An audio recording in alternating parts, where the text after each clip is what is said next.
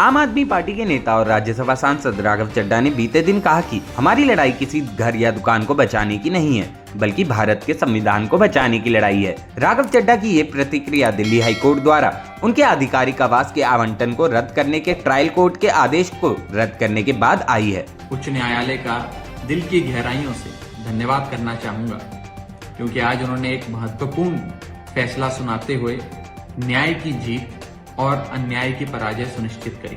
ये पहली बार है कि किसी राज्यसभा सांसद को इस तरह से निशाना बनाया जा रहा है। अब तक मैंने भारतीय जनता पार्टी के नेतृत्व वाली केंद्रीय सरकार को जवाबदेही ठहराते हुए संसद में 2 भाषण दिए हैं। मेरे पहले भाषण के बाद मेरा आधिकारिक आवास रद्द कर दिया था। मेरे दूसरे भाषण के बाद एक सांसद के रूप में मेरी सदस्यता निलंबित कर दी गई। मैंने आज तक 2 बार राज्यसभा में भाषण दिया, स्पीच दी।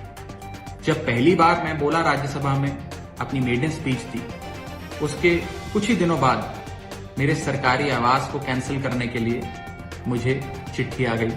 बता दें कि दिल्ली उच्च न्यायालय ने 17 अक्टूबर 2023 को पटियाला हाउस कोर्ट अदालत के उस आदेश को रद्द कर दिया, जिसमें राज्यसभा सचिव ने राघव चड्ढा को राष्ट्रीय राजधानी में उनके आधिकारिक आवास से बेदखल करने की इजाजत दी गई थी। जिसमें राज्यसभा सचिव ने राघव चड्ढा को राष्ट्रीय राजधानी में उनके आधिकारिक आवास से बेदखल करने की इजाजत दे दी थी। दिल्ली हाईकोर्ट के आदेश को आपके राज्यसभा सांसद राघव चड्ढा के लिए बड़ी राहत माना जा रहा है। फिलहाल कोर्ट ने ये भी कहा है कि राघव चड्ढा को मौजूदा टाइप 7 सरकारी बंगला खाली नहीं करना होगा। इस मामले की सुनवाई कर रहे जस्टिस अनूप जे भंबानी ने कहा कि राज्यसभा सचिव के खिलाफ निचली अदालत का पारित स्थगन आदेश बहाल रहेगा।